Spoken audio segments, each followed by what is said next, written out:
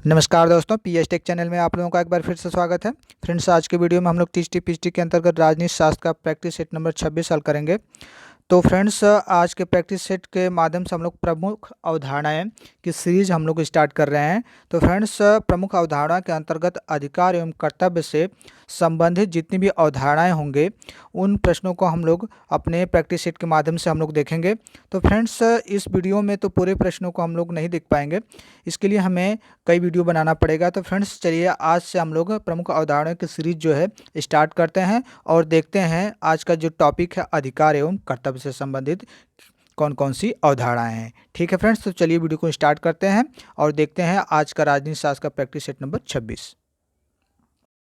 तो फ्रेंड्स, हमारा टॉपिक है प्रमुख अवधारणाएं अधिकार एवं कर्तव्य। तो चलिए देखते हैं अधिकार एवं कर्तव्य से सबसे पहला प्रश्न हमारा कौन सा है। तो फ्रेंड्स, पहला प्रश्न आपकी स्क्रीन पे है। अधिकारों की सृष्टि होती है, किस प्रकार की होती है, किसके द्वारा होती है, राज्य द्वारा होती है, बी कह रहा है व्यक्ति द्वारा होती है, सी कह रहा है समाज द्वारा और डी संविधान द्वारा। तो फ्रेंड्स, अधिकारों की जो सृष्टि होती है वह हमारा समाज द्वारा होती है। किसके द्वारा? समाज के द्वारा होती है, यानी कि सी ऑप्शन राइट आंसर हो जाएगा, समाज द्वारा। अगले प्रश्न को देखते हैं और अगला प्रश्न देखिए क्या कह रहा है। प्रश्न नंबर दो देखिए कह रहा है प्राकृतिक अधिकारों का घोर समर्थक कौन है। ठीक है, प्राकृतिक अधिकारों के समर्थन में सबसे ज़्यादा समर्थन किसका है? तो आइए देखते हैं। Option A Locke, B Green है, सी अरस्तु, डी लास्की। तो फ्रेंड्स, इसका जो राइट आंसर हो जाएगा हमारा ऑप्शन ए लाक। ठीक है, लाक क्या है? प्राकृतिक अधिकारों का बहुत ही ज़्यादा समर्थक माना जाता है, इसलिए कह सकते हैं कि ऑप्शन ए जो है हमारा राइट आंसर हो जाएगा, लाक। अगला प्रश्न देखते हैं हम लोग। प्रश्न नंबर 3 देखिए क्या कह रहा है, बहुत अच्छा प्रश्न है। प्रश्न नंबर तीन कह रहा है निम्नलिखित में से कौन सा विचार अधिकारों के सिद्धांत को स्वीकार नहीं करता है। ठीक है, a Adam Smith, b Karl Marx, c John Locke या डी स्पेंसर। तो फ्रेंड्स, इन चारों में से कौन सा विचार जो है अधिकारों के सिद्धांत को स्वीकार नहीं करता है? प्रश्न नंबर 3। तो इसका जो राइट आंसर हो जाएगा हमारा ऑप्शन बी हो जाएगा, कार्ल मार्क्स। ठीक है, कौन सा? कार्ल मार्क्स राइट आंसर हो जाएगा। यह क्या है? अधिकारों के सिद्धांत को स्वीकार नहीं करता है। कौन? Karl Marx. अगले प्रश्न की तरफ हम लोग आगे बढ़ते हैं और अगला प्रश्न देखते हैं। प्रश्न नंबर 4, अधिकारों के ऐतिहासिक सिद्धांत का समर्थन किसने किया? ए स्पेंसर, बी वर्क, सी हॉब्स और डी है लास्की। तो प्रश्न नंबर 4 जो कह रहा है कि ऐतिहासिक सिद्धांत का जो अधिकारों के ऐतिहासिक सिद्धांत का जो समर्थन इसमें से किसने किया है? तो ऑप्शन बी हमारा राइट आंसर हो जाएगा, वर्क। ठीक है, वर्क ने किया है, यानी कि बी ऑप्शन राइट आंसर हो जाएगा, वर्क। अगले प्रश्न की तरफ हम लोग आगे बढ़ते हैं और अगला प्रश्न देखिए, प्रश्न नंबर 5। प्रश्न नंबर 5 देखिए क्या कह रहा है, ग्रामर ऑफ पॉलिटिक्स किसकी रचना है? बहुत अच्छा प्रश्न है, बुक से प्रश्न है ये। तो देखते हैं, ए कह रहा है लास्की की है, बी कह रहा है ग्रीन की और सी कह रहा है स्पेंसर की और डी कह रहा है वर्क की। तो फ्रेंड्स, ग्रामर ऑफ पॉलिटिक्स जो रचना है ये हमारे लास्की की है। किसकी है? लास्की की है। प्रश्न नंबर 5 का जो राइट आंसर हो जाएगा ऑप्शन ए लास्की। अगला प्रश्न देखते हैं, प्रश्न नंबर 6। प्रश्न नंबर 6 देखिए क्या कह रहा है, अधिकारों के समाज कल्याण सिद्धांत का समर्थक कौन है? ए बर्क है, सी ग्रीन है, डी सी पेन है और डी बेंथम। प्रश्न नंबर 6। तो फ्रेंड्स, अधिकारों के समाज कल्याण का जो सिद्धांत का जो समर्थन करता है वो हमारे बेंथम महोदय करते हैं, यानी कि जो डी ऑप्शन है वो राइट आंसर हो जाएगा, बेंथम। अगला प्रश्न देखते हैं, प्रश्न नंबर 7। तो प्रश्न नंबर 7 देखिए क्या कह रहा है, उचित अर्थ में अधिकार उचित अर्थ में विधि की कृति है, उपरोक्त कथन किससे संबंधित है? ए लॉक से संबंधित है, बी ऑस्टिन से, सी बेंथम से या डी मार्क्स से। तो फ्रेंड्स, ये जो कथन संबंधित है हमारे बेंथम महोदय से संबंधित है, यानी कि सी ऑप्शन राइट आंसर हो जाएगा। ठीक है, अगले प्रश्न की तरफ हम लोग आगे बढ़ते हैं और अगला प्रश्न देखते हैं क्या है। प्रश्न नंबर 8, फ्रांस में मानवाधिकारों की घोषणा कब की गई? बहुत अच्छा प्रश्न है।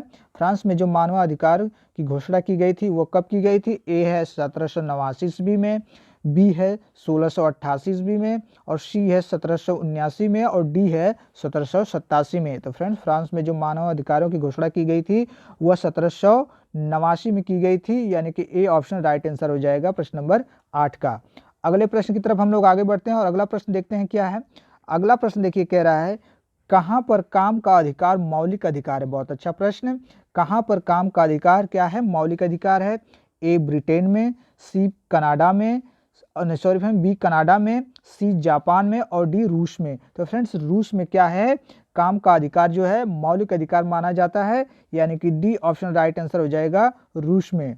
अगला प्रश्न देखिए, प्रश्न नंबर 11, व्यक्तिगत संपत्ति के अधिकार का किसने समर्थन नहीं किया है? ठीक है, व्यक्तिगत संपत्ति का जो अधिकार है इसका समर्थन कौन नहीं करता है? तो ऑप्शन है आपके पास friends, a Kant, b Locke, c Green और डी बेंथम। तो फ्रेंड्स प्रश्न नंबर 11 का जो राइट आंसर हो जाएगा हमारा ऑप्शन सी राइट आंसर हो जाएगा ग्रीन। ठीक है, कौन सा? ऑप्शन सी ग्रीन हो जाएगा। अगले प्रश्न की तरफ हम लोग आगे बढ़ते हैं और अगला प्रश्न देखते हैं। अगला प्रश्न देखिए क्या कह रहा है।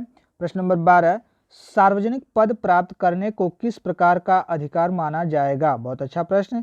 सार्वजनिक पद प्राप्त करने के लिए जो अधिकार होता है वह किस प्रकार का अधिकार माना जाएगा? ए प्राकृतिक अधिकार, बी नैतिक, सी राजनीतिक या डी कोई नहीं। तो फ्रेंड्स जो सार्वजनिक पद प्राप्त किया जाता है वह हमारा राजनीतिक अधिकार के अंतर्गत आता है, यानी कि सी ऑप्शन राइट आंसर हो जाएगा राजनीतिक। अगला प्रश्न देखिए, प्रश्न नंबर 13। प्रश्न नंबर 13 देखिए क्या कह रहा है।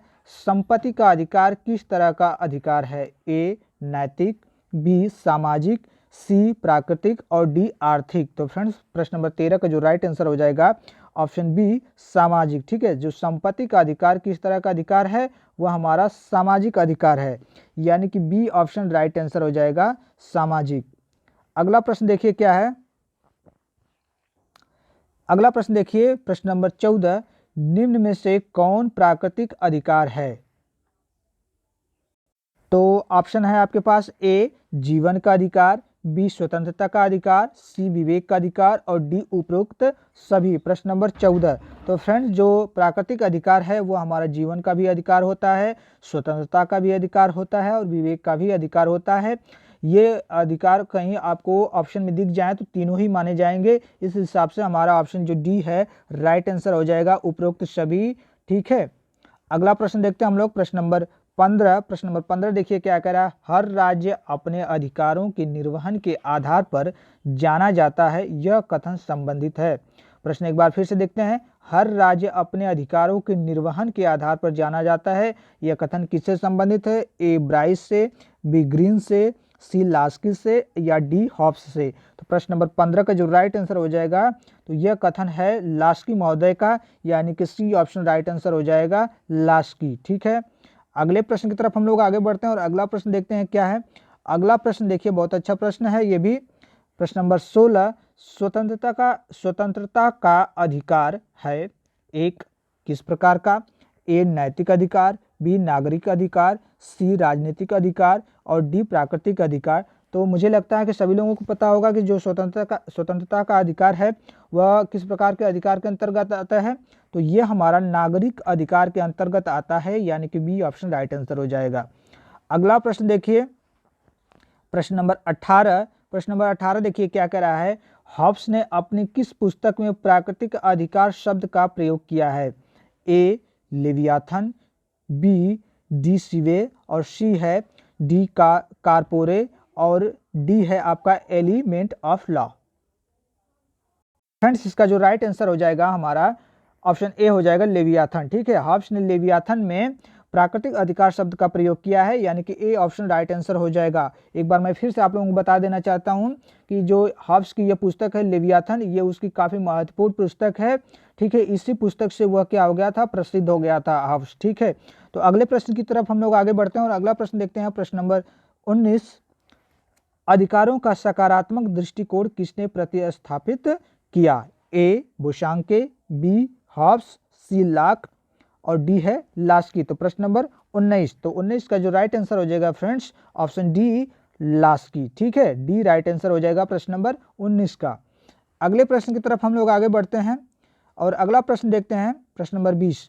देखिए फ्रेंड्स, वीडियो अगर अच्छी लगे तो एक लाइक ज़रूर से कर दीजिएगा। लाइक करने में आप लोगों का कुछ जाएगा नहीं। ठीक है फ्रेंड्स, बड़ा मेहनत लगता है ऐसे ऐसे प्रश्नों को ढूंढना, अलग अलग बुक से और ऑथेंटिक बुक्स से प्रश्नों को छांटना। ठीक है फ्रेंड्स, तो एक लाइक ज़रूर से कर दिया करिए। बस आप लोगों से एक रिक्वेस्ट है। आगे देखते हैं प्रश्न नंबर 20। प्रश्न नंबर 20 देखिए क्या कह रहा है, व्यक्तिगत स्वतंत्रता के अधिकार का कौन घोर समर्थक है? ए ग्रीन, बी लास्की, सी टॉमस पेन और डी बेंथम। तो फ्रेंड्स, व्यक्तिगत स्वतंत्रता का घोर समर्थक का मतलब होता है कि बहुत ही ज़्यादा समर्थन देता है वह कौन? तो हमारा सी ऑप्शन जो करा है टॉमस पेन, यही राइट आंसर हो जाएगा प्रश्न नंबर 20 का, यानी कि सी ऑप्शन राइट आंसर हो जाएगा प्रश्न नंबर 20 का। अगले प्रश्न की तरफ हम लोग आगे बढ़ते हैं और अगला प्रश्न देखते हैं, प्रश्न नंबर 21। किसने अधिकारों को केवल और केवल कानून का फल माना है? बहुत अच्छा प्रश्न। किसने अधिकारों को केवल और केवल कानून का फल माना है?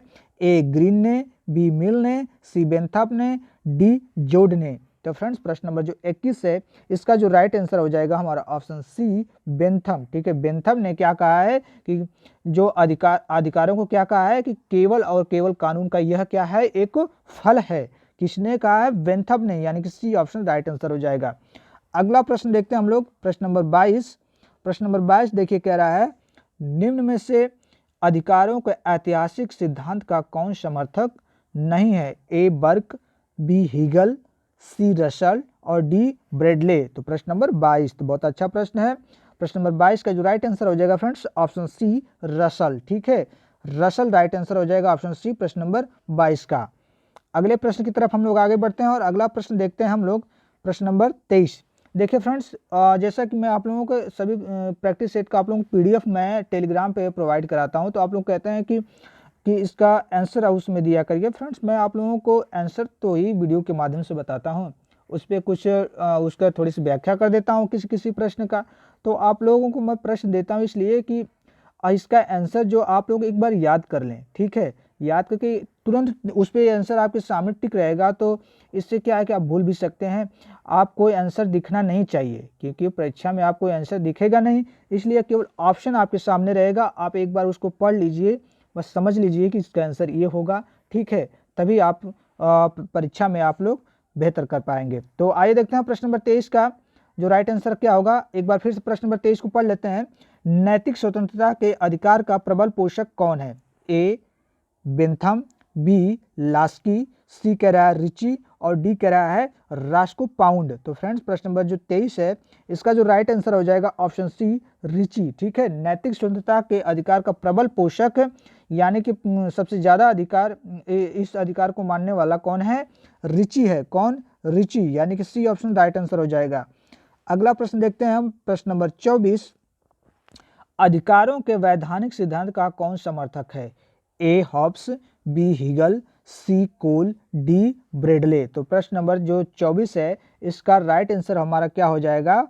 ऑप्शन 24 फ्रेंड्स, ऑप्शन 24 नहीं, प्रश्न नंबर 24 का ए हो जाएगा हमारा हॉब्स। क्या हो जाएगा? हॉब्स हो जाएगा।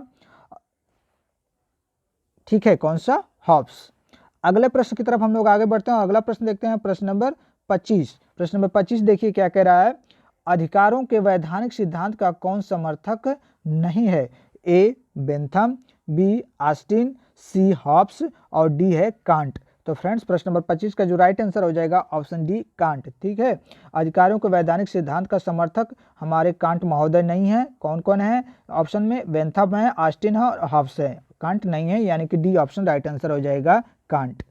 अगला प्रश्न देखते हैं हम लोग, प्रश्न नंबर 26। प्रश्न नंबर 26 देखिए क्या कह रहा है, किसने कहा है कि सामाजिक उपयोगिता के बिना अधिकार निरर्थक है? किसने कहा है ये? ए लाक, बी लास्की, सी ऑस्टिन या डी बेंथम। तो फ्रेंड्स, इसका जो राइट आंसर हो जाएगा प्रश्न नंबर 26 का ऑप्शन बी लास्की। लास्की ने कहा है कि सामाजिक उपयोगिता के बिना अधिकार निरर्थक है, यानी कि बी ऑप्शन राइट आंसर हो जाएगा। अगला प्रश्न देखते हैं हम लोग, प्रश्न नंबर 27। प्रश्न नंबर 27 देखिए क्या कह रहा है, भारतीय संविधान द्वारा नागरिकों को प्रदत्त मूल अधिकारों की संख्या कितनी है? तो ये तो एकदम इजी सा प्रश्न है, सभी लोगों को पता है कि भारतीय संविधान में जो नागरिकों को प्रदत्त मूल अधिकार हैं उनकी संख्या कितनी है? तो पहले 7 थी, अब इस समय कितनी हो गई है? 6 हो गई है, यानी कि बी ऑप्शन राइट आंसर हो गया।